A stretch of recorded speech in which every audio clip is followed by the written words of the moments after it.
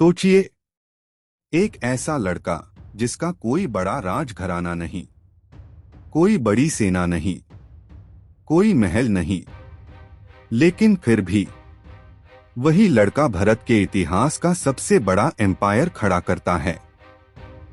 और सिर्फ एम्पायर ही नहीं, वही लड़का अलेक्जेंडर द ग्रेट के बाद पूरे नॉर्थ इंडिया को एक झंडा के नीचे लाता है।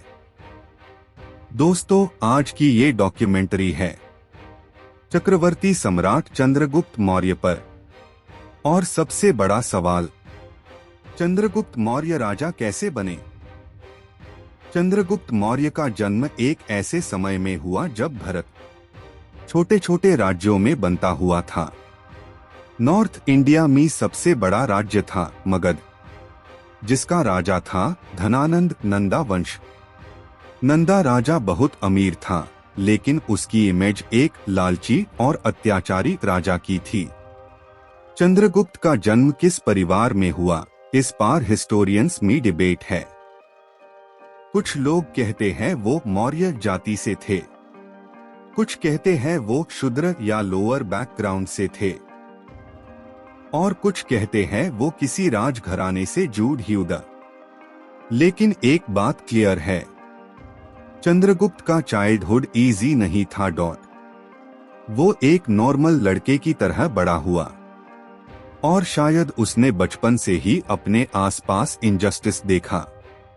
अब स्टोरी में एंट्री होती है एक लेजेंडरी आदमी की, आचार्य चाणक्य, जिसे हम कौटिल्य या विष्णुगुप्ता के नाम से भी जानते हैं।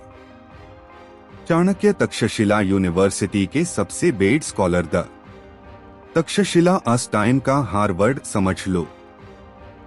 चाणक्य एक genius the politics, war strategy, economics, diplomacy, सब कुछ में मास्टर। लेजेंड के हिसाब से चाणक्य मगध के राजा धनानंद से मिलने गए, लेकिन राजा ने चाणक्य का अपमान कर दिया, और उस दिन चाणक्य ने कसम खाई, मैं नंदा वंश को मिटा कर रहूंगा। लेकिन कसम खाने से एम्पायर नहीं बनता। एम्पायर बनाने के लिए चाहिए एक लीडर, और वही लीडर था चंद्रगुप्त मौर्य। चाणक्य ने चंद्रगुप्त को पहली बार देखा तो उन्हें उस लड़के में कुछ स्पेशल दिखाई दिया। कुछ कहानियों में बोला जाता है चंद्रगुप्त एक बाजार में या किसी जगह पर लीडरशिप दिखता हुआ नजर आया। चाणक्य ने समझ लिया, ये लड़का फियरलेस है, ये लड़का स्मार्ट है, ये लड़का लोगों को इंस्पायर कर सकता है। और सबसे बड़ी बात, ये लड़का बदला नहीं, राज्य बनाना चाहता है। चाणक्य ने चंद्रगुप्त को अपने साथ तक्षशिला ले जाकर ट्रेनिंग दी। ट्रेनिंग में क्या होता था? Politics, diplomacy, war tactics, spying system, economics, army discipline, psychological warfare. Basically Chandragupta को एक नॉर्मल लड़के से फ्यूचर एम्परर बनाया गया। अब समय आता है एक वर्ल्ड चेंजिंग इवेंट का, अलेक्जेंडर द ग्रेट का इंडिया पर अटैक। अलेक्जेंडर 326 बीसीई में इंडिया आया। उसने पंजाब तक इन्वेशन किया, लेकिन इंडिया में उसके सोल्जर्स थक चुके थे और उन्होंने आगे बढ़ने से मना कर दिया। अलेक्जेंडर वापस गया, लेकिन इंडिया में उसके कुछ ग्रीक गवर्नर्स छोड़ गया।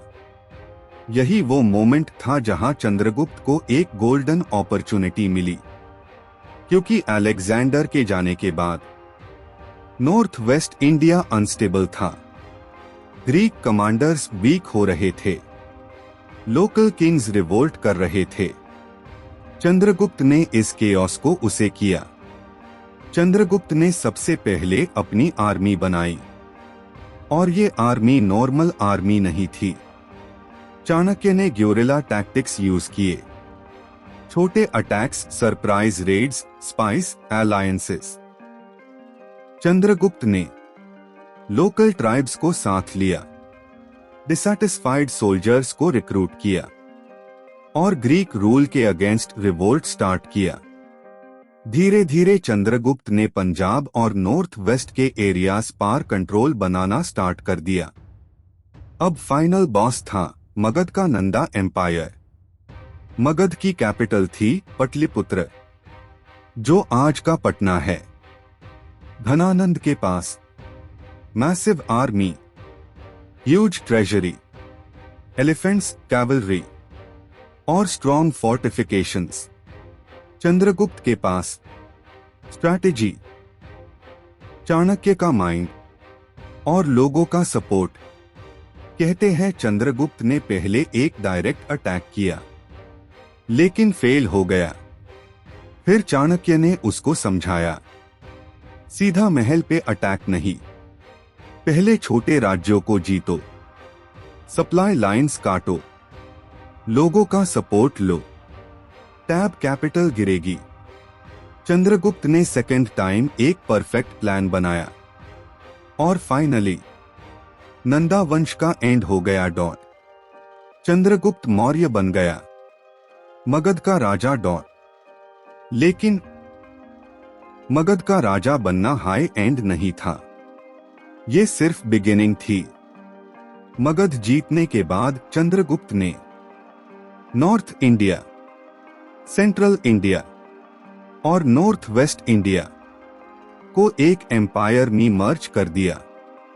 ये भारत का पहला रियल यूनिफाइड एम्पायर था। इस एम्पायर का सिस्टम बहुत स्ट्रॉन्ग था। Tax system, administration, army structure, spies network, trade routes, laws, और इसका ब्रेन था चाणक्य का अर्थशास्त्र। चंद्रगुप्त की सबसे बड़ी इंटरनेशनल विक्ट्री थी सेल्यूकस निकैट के अगेंस्ट। सेल्यूकस अलेक्जेंडर का सक्सेसर था। उसने इंडिया के कुछ एरियाज वापस लेने की कोशिश की, लेकिन चंद्रगुप्त ने उसको हारा। रिजल्ट, सेल्यूकस को अफगानिस्तान के कुछ एरियाज, बलूचिस्तान और ईरान के बॉर्डर एरियाज, चंद्रगुप्त को डीन पदे और एक हिस्टोरिक ट्रीटी नी। सेल्यूकस ने अपनी बेटी की शादी चंद्रगुप्त से कर दी या अलायंस बनाया, सोर्सेज में डिफरेंस है। चंद्रगुप्त ने सेल्यूकस को 500 वॉर एलिफेंट्स दिए। दोस्तों, चंद्रगुप्त मौर्य का राइज सिर्फ एक राजा की कहानी नहीं है। ये कहानी है प्लानिंग की, स्ट्रैटेजी की, डिसिप्लिन की और विजन की। एक लड़का जिसके पास कुछ नहीं था, उसने भारत का सबसे बड़ा एम्पायर खड़ा किया और उस एम्पायर ने आगे चलकर दिया। सम्राट अशोका, जो मौर्य एम्पायर को और भी लेजेंडरी बना देता है। अगर आपको ये डॉक्यूमेंट्री पसंद आई हो तो चैनल को सब्सक्राइब करें, क्योंकि यहाँ हिस्ट्री सिर्फ पढ़ी नहीं जाती, हिस्ट्री डिकोड की जाती है।